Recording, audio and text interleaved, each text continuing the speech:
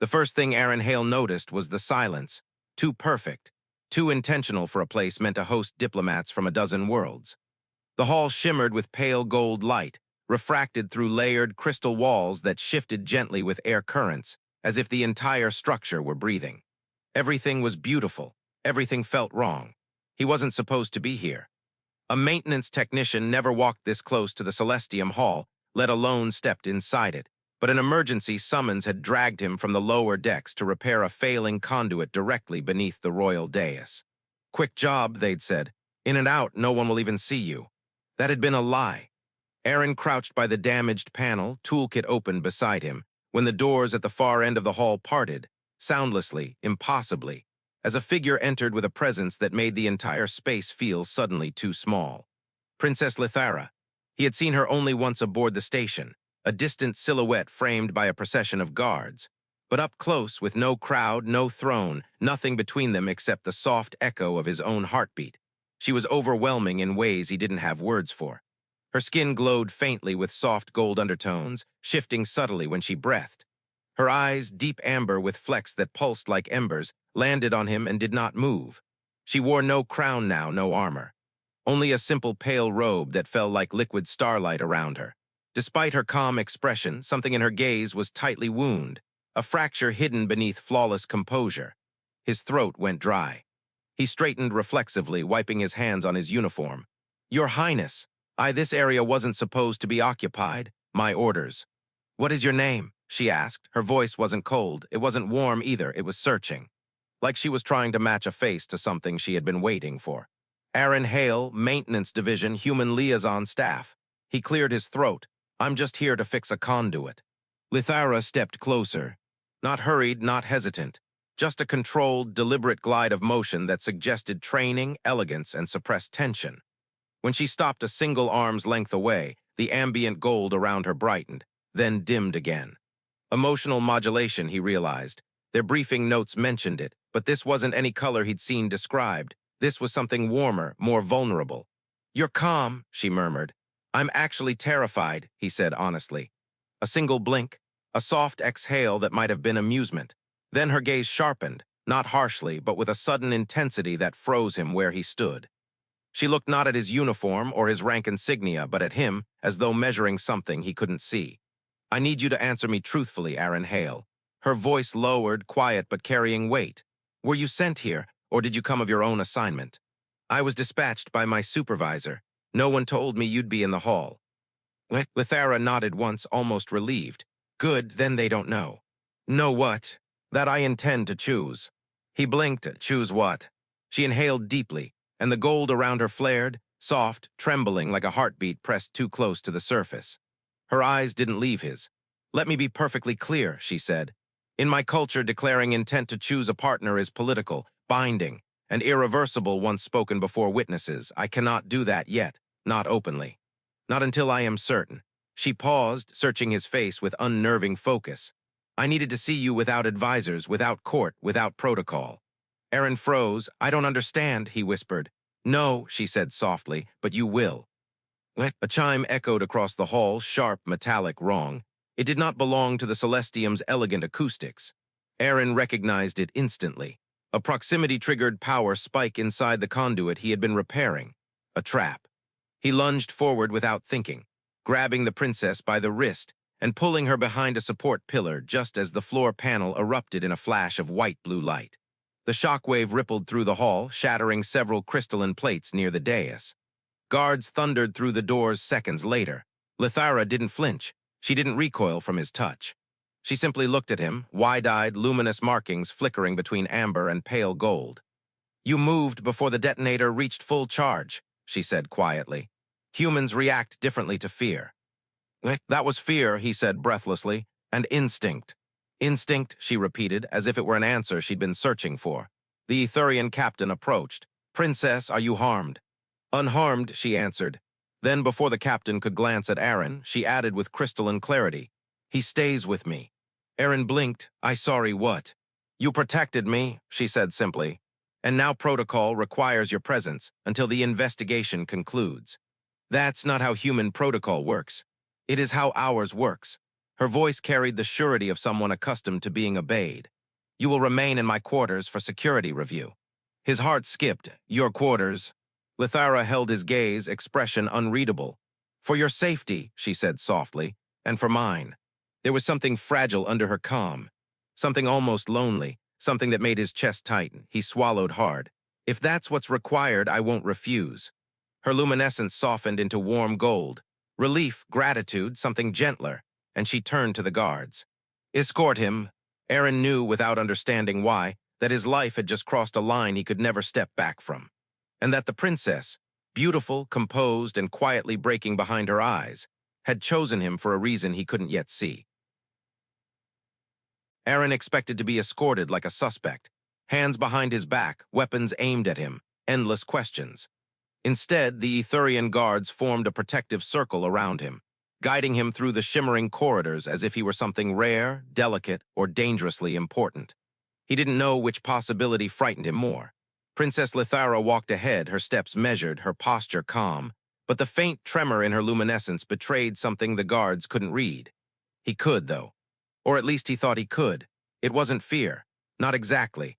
It was tension wound tight as wire, the strain of someone hiding far more than she let the world see. The palace wing she led him to was nothing like the public halls. The corridors softened into warm ivory tones, lights dimming to a gentle dusk blue glow. The air smelled faintly of something floral, not artificial, almost like rain on warm stone. "This section is restricted to the royal family," she said without turning. "Your presence here is unprecedented." Arin winced. "Sorry to disrupt your entire political system." A soft breath, almost a laugh. If only it were that simple. Two guards remained outside as she stepped through an archway, gesturing for him to follow. When he did, he froze. Her quarters were breathtaking. Not grand, not ostentatious, beautiful in a way that felt deeply personal. Soft fabrics draped in arcs like captured moonlight. Shelves of crystalline tablets etched with delicate script. A single window spanning an entire wall, overlooking the void, with a nebula stretching across the view in luminous violet. It was the most peaceful room he'd ever seen, and he felt completely out of place in it. Lythara stood near the center, turning toward him with an expression that was difficult to read, measured but not guarded, focused but not cold.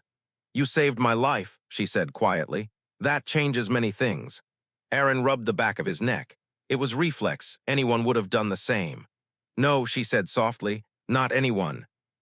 She stepped closer, not touching him, but close enough that he could see the subtle shifts of light beneath her skin, like emotions woven into fabric. "In 3 cycles," she said, "I am expected to declare my consort before the convocation of houses. A political requirement, a symbolic one, and a dangerous one." He blinked, consort as in partner. She gave the smallest nod. Arin felt his breath catch. "Princess, I think you have the wrong person. I'm a technician. I fix things that other people break. I shouldn't even be anywhere near your court." Lythara exhaled, slow, pained, as if the words cost her something. "There are those in the high houses who want the alliance with humanity weakened. Others who want it severed entirely. They need the selection to fail. They need a scandal. They need my vulnerability." "And what does that have to do with me?" he whispered. "You weren't chosen by any faction. You weren't groomed, bribed, manipulated. You weren't even meant to be here." Her amber eyes lifted to meet his, bright and unyielding. "You are the one variable they cannot predict." He swallowed hard. "Princess, I'm not a political tool." "No," she agreed. "You are something far more dangerous to them." Her voice softened, a free choice. The room felt suddenly smaller. Or perhaps it was the crushing weight of consequences he did not understand. He stepped back slightly. "Why me? You don't know me. We've spoken for what, 5 minutes total?" Her gaze didn't waver. "I have watched you for much longer than that." Arin froze. Lythara's luminescence dimmed into something softer, shyness. No, not quite. Something quieter. Something that felt like honesty pressed too close to the surface. "You work in the lower decks," she said. "But you walk like someone who's lived under gravity fluctuations. You scan every exit without realizing you do it. You fix systems others ignore. You stay late even when no one sees. You take responsibility for failures that aren't yours." Arin swallowed. He didn't know she had seen any of that. He'd assumed the palace barely acknowledged the maintenance staff. "You think too much," she added gently. "You move carefully. You speak precisely. You fear insignificance but work as if the entire station depends on you." Because sometimes it does, he murmured. Exactly, she whispered. A silence settled between them, charged, fragile, real. Then her expression shifted, sharper, colder. The shift was so sudden that Arin instinctively straightened. They will try again, she said. The explosion wasn't designed to kill me. It was designed to test your reaction. My reaction, he echoed. To see whether I would protect you. Arin felt the bottom drop out of his stomach. So this is about weakening you, he said, by eliminating me. And by proving my judgment unstable, Lythara finished.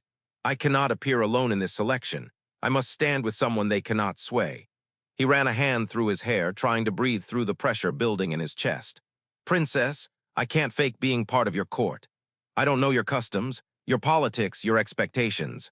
Then I will teach you, she said simply. He stared at her. Starting now. She stepped closer, not imposing, not commanding. Simply near, her presence warm, her voice quieter. But understand this, Arin Hale. I do not require your loyalty, only your honesty. The rest we will shape together. He felt something in him shift, something dangerous, something hopeful. And what happens if I refuse? He whispered. Lythara held his gaze, and for the first time he saw true vulnerability beneath her calm. Then, she said softly, I will face the... Arin didn't sleep that night, not because the princess's quarters were unfamiliar, but because everything in them felt too familiar. Too quiet, too intimate, too dangerous. He sat on the edge of the long, low couch beside the panoramic window.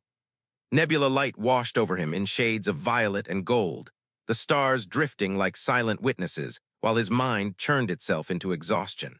He wasn't supposed to be here.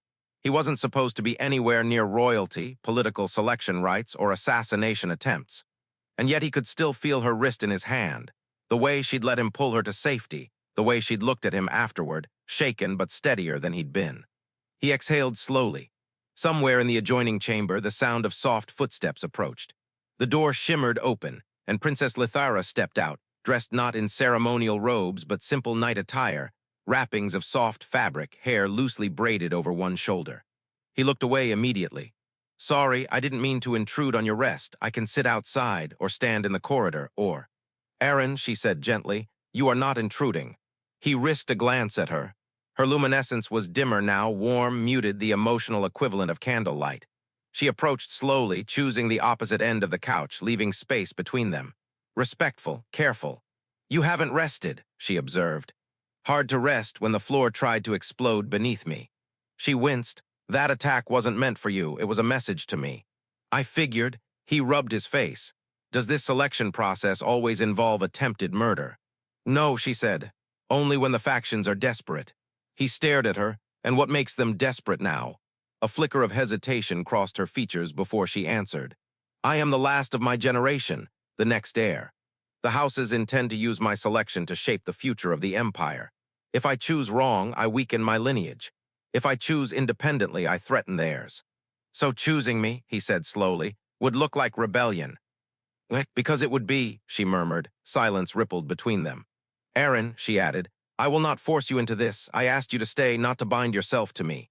He looked at her, really looked, and saw the truth beneath her calm. She was lonely. Lonely in a way that had nothing to do with isolation, and everything to do with being surrounded by people who wanted something from her, who shaped her life without ever asking what she wanted. And for reasons he didn't understand yet, she had chosen him as the one person she wanted by her side. Tell me something, he said quietly. If the attack wasn't meant for me, why bring me here? Why involve me at all? She hesitated again, but this hesitation was different, not strategic, not political. This one was personal. When I saw you in the hall, she said softly, my luminescence shifted. He frowned. Is that bad? It's complicated. She looked down at her hands. Etherian markings respond to instinct. They reflect emotion we cannot hide. When I saw you, they shifted to a pattern that shouldn't appear in public, a pattern of resonance. He blinked. Resonance. Her cheeks warmed, barely noticeable but unmistakable. In our culture, it indicates compatibility, potential, the possibility of alignment. Arin stared. You're saying your skin reacted to me? Yes. Is that normal? No. Oh. She exhaled shakily. I didn't expect it. I didn't prepare for it. And when the houses saw the way I looked at you. You looked at me? He blurted. She hesitated. Yes. How? She closed her eyes briefly, collecting herself. The way someone looks when they've found something they were not meant to find. Arin's heartbeat kicked into a dangerous rhythm. Princess. Lythara, she corrected softly. Here with no court, no witnesses, call me Lythara. He swallowed. Lythara. Her eyes opened slowly, and the way she looked at him made the nebula light feel warmer. I brought you here, she said, because if I left you unguarded, they would have killed you to punish me. He froze, and, she whispered, because I did not want you far from me. He felt that. He felt it everywhere. But before he could speak, before he could say something irreversibly human, an alarm chimed, sharp and urgent. Lythara stood immediately, all the softness replaced by cold precision. That's the internal grid, she said. Someone breached the palace sublevel. Arin was already moving. What's below the palace? Storage vaults, she answered. Ship access. Private archives. And why would someone break in there? Her expression darkened. Because that is where the convocation records are kept. The records for your selection? He asked. Yes, and if they destroy them, the houses can force a reset. They can strip me of choice entirely. Arin grabbed his toolkit. It was all he had. Then let's go. But she stepped in front of him, blocking his path. No, she said, voice firm. This is my duty. And I'm just supposed to hide. He challenged. You are supposed to stay alive, she countered. You helped me once today. Do not risk yourself again. That isn't how I work. Arin. No, her breath caught. I won't let you go alone, he said simply. The palace corridors changed as they ran. Ornate archways giving way to simpler, narrower passageways, then to stark utilitarian tunnels. The further they descended, the more the luxury peeled away until only raw structure remained. Conduits, support beams, exposed energy lines humming quietly behind translucent shielding. This was Arin's world. Lythara moved with trained precision, dress fabric shifting into a more fitted configuration as she activated some subtle adaptive weave. Her luminescence dimmed to a focused amber, minimizing reflection. Even under pressure, she moved like she belonged everywhere she stepped. At the first junction, she stopped, palm pressing to a wall panel. A three-dimensional map flared into existence, lines of light tracing the sublevels. Breach is here, she said, pointing to a pulsing node 3 decks below. Archive vaults. Arin studied the layout. These tunnels weren't designed for guests. There are blind corners, pressure junctions, maintenance shafts. I know, she said. I grew up exploring them. He looked at her. You what? Her mouth tilted briefly.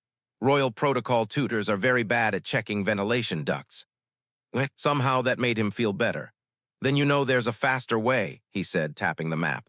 That corridor is a decoy. It forces people past 3 scan points and a security gate. But here, this node, a vertical service shaft. We can bypass 2 choke points and come out behind whoever's in the vault. Lythara studied him. How do you know that? I've been rebalancing pressure in these systems for 6 months, he said. I know where the station breathes. For a moment, pride flickered through her light. Show me, she said. The service hatch was half hidden behind an inactive display. Arin reached into the panel seam, fingers finding the manual override almost by instinct.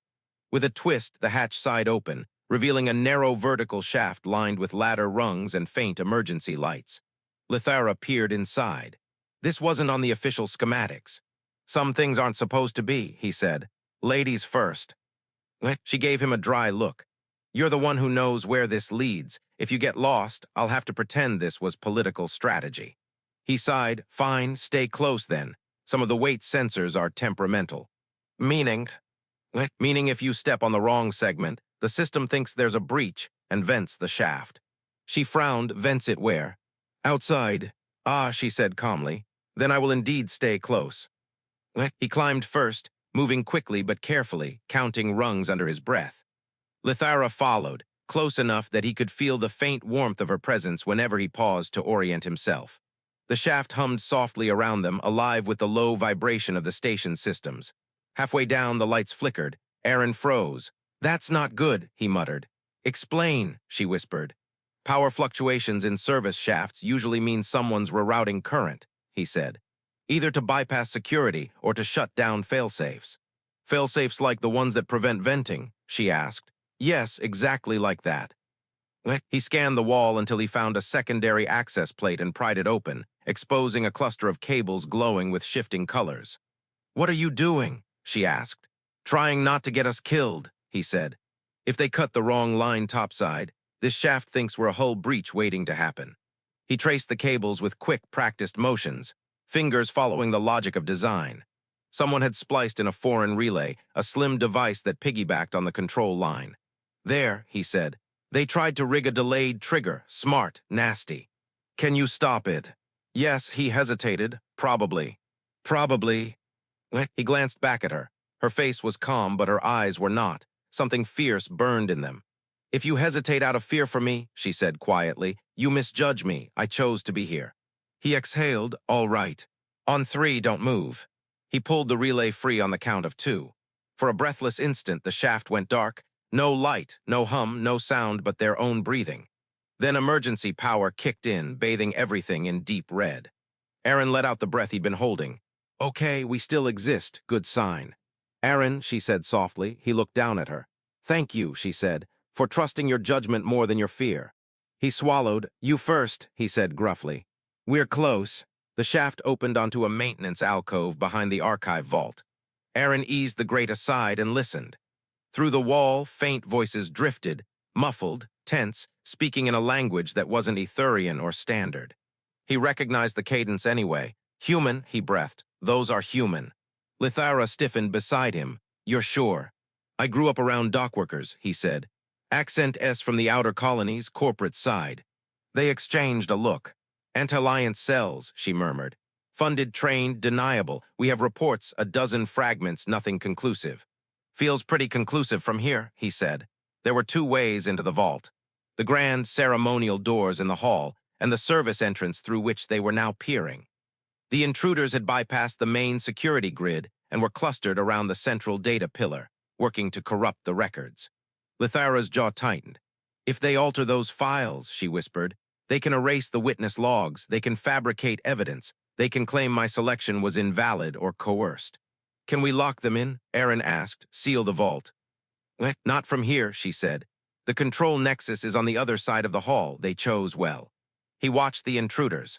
Their movements were fast, coordinated. They were using human tools on Etherian systems with alarming familiarity. Then he saw it. The power coupler they'd attached to the pillar was humming at a frequency just barely off sync with the core resonance.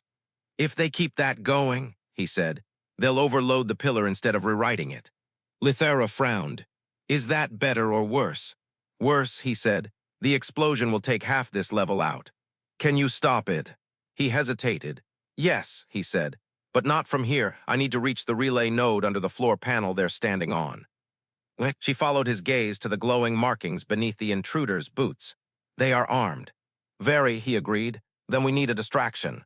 He stared at her. Please tell me your version of distraction doesn't involve you getting shot. She tilted her head slightly. That depends how convincing we need it to be. Lythara. She gave him a look that said she'd get away with far worse if he wasn't here to argue. I am heir to an empire, she said quietly. I can survive a flesh wound. The station cannot survive structural collapse. Your people can't survive losing you, he shot back. She paused. For a brief, fragile moment, they were just 2 people in a cramped alcove, breathing the same recycled air, with the weight of a future neither had chosen pressing down on them. Arin, she said softly, if the vault detonates, there will be no heir, no alliance, no empire as it is now. They will rebuild through war. I am not afraid to bleed to prevent that. His throat tightened. I'm not afraid to bleed either, he said, but I'd prefer we didn't schedule it. Her lips almost curved, almost. Then, she murmured, propose a better plan. He looked at the vaulted ceiling, the conduits, the panel near the door. Give me your crown interface, he said. She blinked. I'm not wearing a crown. Not the ornament, the neural link, he said.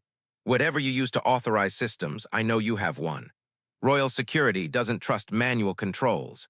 Slowly, she reached beneath the collar of her tunic and drew out a slender circlet, folded flat against a chain.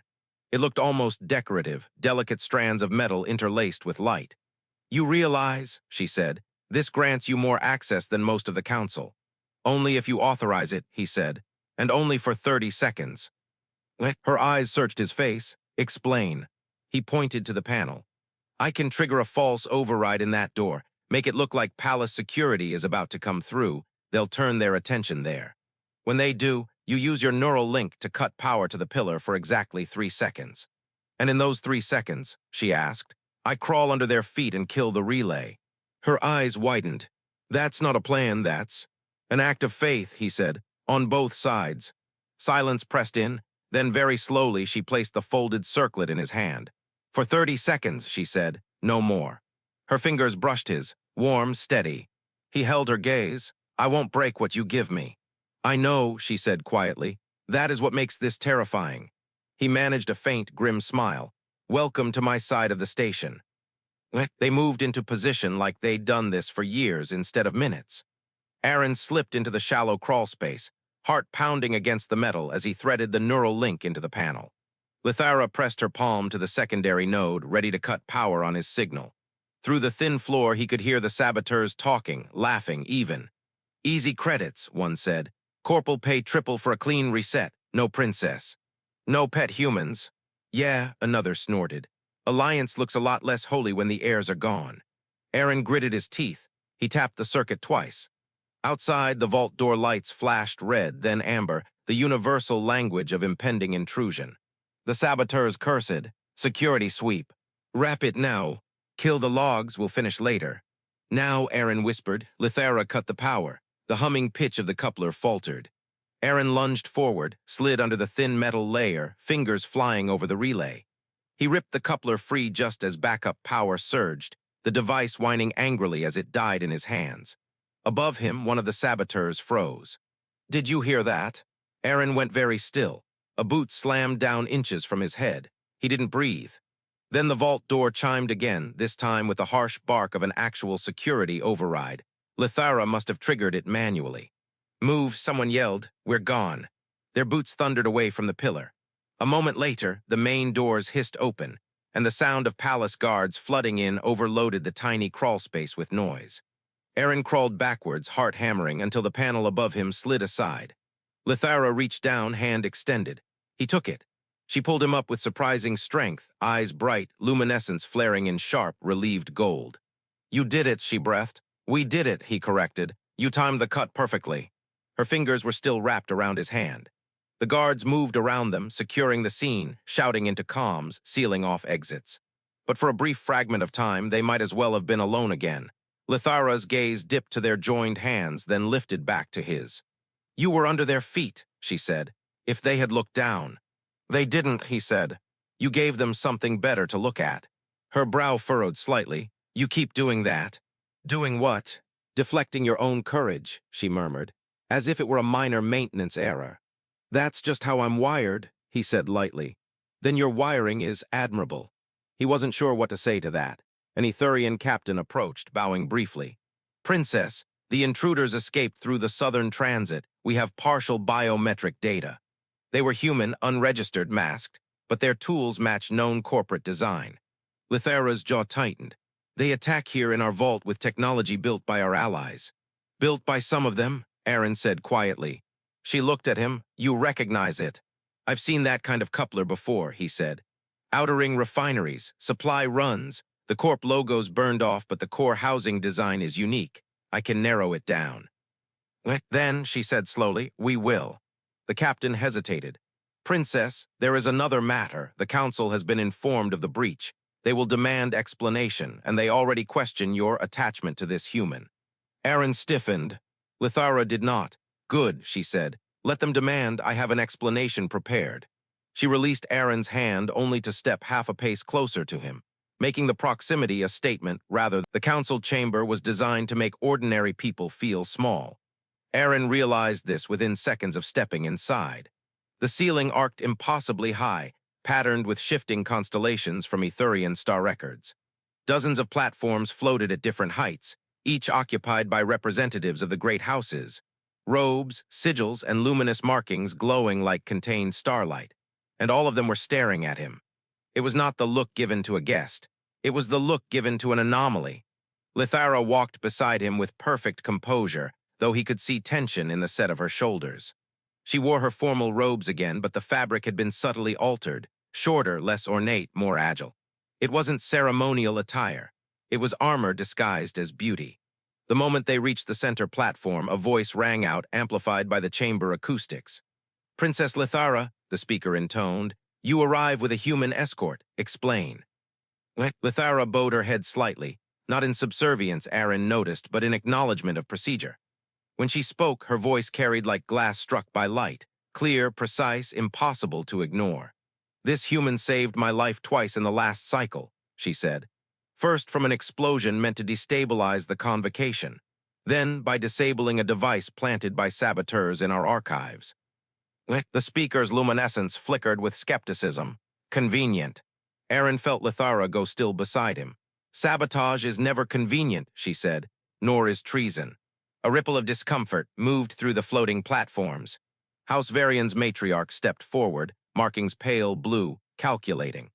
"Princess, by bringing this human here, you imply trust. Yet trust is not a metric the Council recognizes as qualification." "I bring him," Lythara said, "because he is evidence." Matriarch Varian blinked. "Evidence of what?" "Of loyalty," Lythara answered, "and of the corruption within our own houses." Silence, then murmurs rising like a tide. The speaker lifted a hand. "Present your claim." Lythara turned slightly and nodded to Arin. That was his cue. He stepped forward, palms slightly sweaty. For the first time since arriving on this station, he was hyper-aware of how human he looked. No luminescent skin, no royal bearing, no ancient bloodline, just a technician with calloused hands and a stubborn heart. But Lythara's gaze met his, steady, warm, unwavering. The world steadied around him. Arin activated the device he'd taken from the relay, its casing still scarred from the surge he'd intercepted. A projection shimmered to life above it. Code fragments, schematics, corporate serial traces. "This coupler," Arin said, "was embedded directly into your archive pillar. It was designed to overload your data structures and erase witness logs. But the housing design, the resonance coils, the serial trace, they're human. Outering corporate make." A murmur of outrage swept through the chamber. "Human corporations do not have authorization to develop Etherian-compatible devices," the speaker said sharply. "I know," Arin replied. "Which is why someone gave them access, someone from inside this palace." Shock rippled outward. Lythara stepped forward beside him.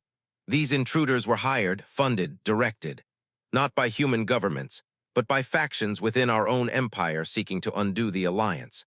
"Do you have proof?" demanded a counselor. Arin reached into his pack and pulled out a small data prism. "Yes." Lythara added, "My consort candidate risked his life to retrieve it." Arin almost stumbled. Consort candidate. The word settled somewhere deep in his chest. He placed the prism into the central console.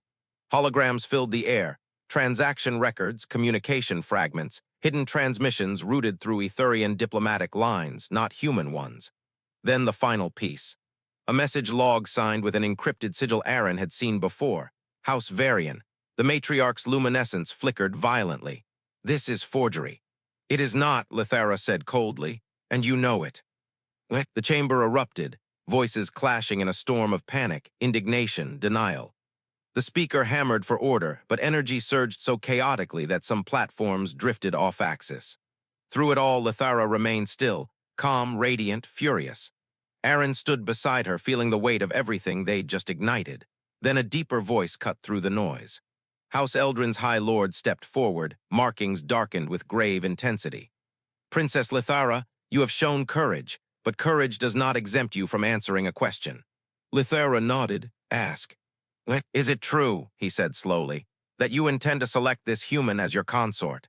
The chamber froze. Lythara did not. She turned toward Arin fully, revealing him to the council, not as a servant, not as a witness, but as someone standing at her side.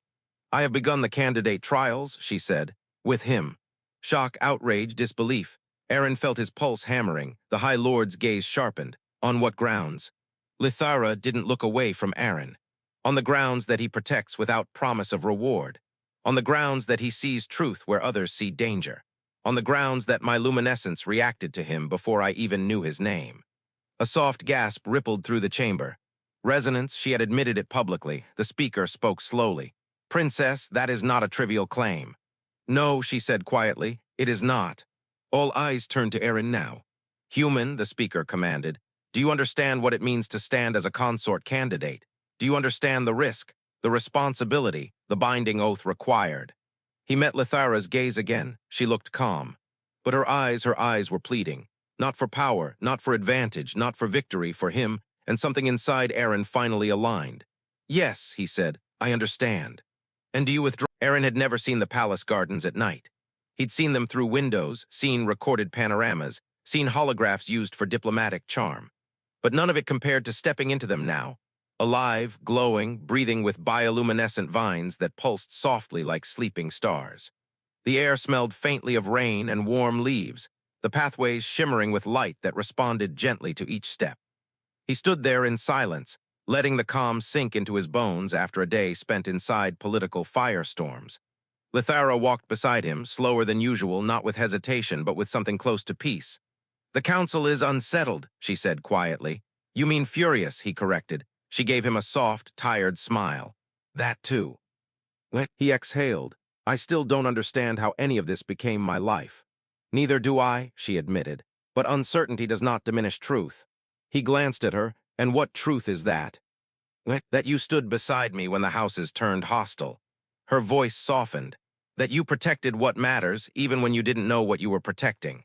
He stopped walking. "Lythara," he said quietly, "I didn't do any of this because of destiny or politics or tradition." She nodded. "I know. I did it because—" He stopped, words catching. He swallowed, trying again. "Because I couldn't walk away, not from you." Her luminescence flared, warm gold swirling into something deeper, softer, trembling at the edges. "Arin," she whispered, "you don't realize what it means to say that to me." "Then tell me." She turned fully toward him, expression unguarded for the first time since he'd met her. "I have been raised my entire life to expect duty, not choice, respect, not connection, alignment, not affection." Her breath wavered. "I was told that emotional resonance is a rare fantasy, a genetic quirk, a myth meant to comfort the lonely." "Is it?" he whispered. "No," she said, "because it happened the moment I saw you in the hall." He felt the world shift beneath him. "Then why me?" he whispered. "Because you weren't looking at me like royalty," she whispered. "You were scanning the room for exits, calculating risks, observing everything except me. You were the only one who didn't try to impress me." He blinked. "I was trying not to get in trouble." "And that," she murmured, "was strangely endearing." His heart did something complicated in his chest. They stood under the glowing vines in silence for a moment, the kind that felt fragile and infinite at once. Then Lythara inhaled, slow, steady. "Arin, the trials begin tomorrow." He nodded. "What does that mean?" "They will test our cooperation, our compatibility, our ability to withstand political and emotional pressure." She paused. "And they will try to break us apart." He swallowed. "Can they?" "They can try," she said, "but they cannot unmake what already exists." Her gaze held his, steady, warm, slightly trembling. "I need to know," she whispered. "Before we begin, do you regret becoming my consort candidate?" "Do you want the official answer?" he asked. "No," she said, "I want your truth." He stepped closer. The garden lights brightened around them as if listening. "My truth," he said softly, "is that I've never been more afraid in my life." He exhaled. "But I've also never felt more certain." "Certain of what?" she breathed. "You," he said simply, her breath caught. Slowly, cautiously, like someone approaching a sacred thing, she reached out and touched his hand. Not with royal composure, not with political intent, with hope. "Arin Hale," she whispered, "I do not require your obedience. I do not require your perfection. I require only your willingness to stand beside me when the world grows hostile." Her luminescence pulsed softly, trembling with emotion. "Will you?" He curled his fingers around hers. "Yes." A soft exhale escaped her, a break in her voice almost like relief. "Then," she said, "come with me. There is something I wish to show you before tomorrow." She led him deeper into the gardens, toward an archway tangled with silver vines. Beyond it lay a quiet alcove surrounded by water, shallow pools reflecting the nebula through an open ceiling. In the center stood a stone platform, simple and ancient. "What is this place?" he asked. "A sanctuary," she said, "reserved for heirs who need clarity or courage." He stepped onto the platform beside her. The air felt different here, warmer, quieter, as if the world were holding its breath. Lythara turned to him. "There is a tradition," she said softly, "that when two individuals begin the consort trials, they share an oath, not binding, not political, but personal." Arin hesitated. "Do you want that?" "Yes," she said, "but only if you speak yours freely." She placed her hand over her heart, markings glowing faint gold. "I vow," she whispered, "that I will not use you as a weapon. I will not let others decide your worth. I will not allow the trials to turn you into something you are not." Her voice softened. and I will not stand before the convocation with anyone else. Arin swallowed hard. Then he spoke, voice low, steady, honest. I vow that I won't run, not when politics get ugly, not when the houses push, not when the trials become impossible, and especially not when you're afraid to show what you feel. Her eyes glistened only slightly, but enough. Lightning wasn't supposed to be soft, but she was with him. Slowly, very slowly, she stepped toward him. Arin, she whispered, may I? He nodded, not trusting his voice. Her forehead touched his. Her luminescence melted into warm gold around them, soft, radiant, enveloping, like a quiet yes pressed into the air itself. It wasn't a kiss. Not yet. It was something deeper. A promise, a beginning. When she finally pulled back, her voice trembled in a way he'd never heard. Tomorrow, she whispered, the houses will test us. Let them, he said. We may fail. We won't. She searched his face, slowly, openly, vulnerably. Arin Hale, she whispered. Whatever happens next, I choose you. He smiled.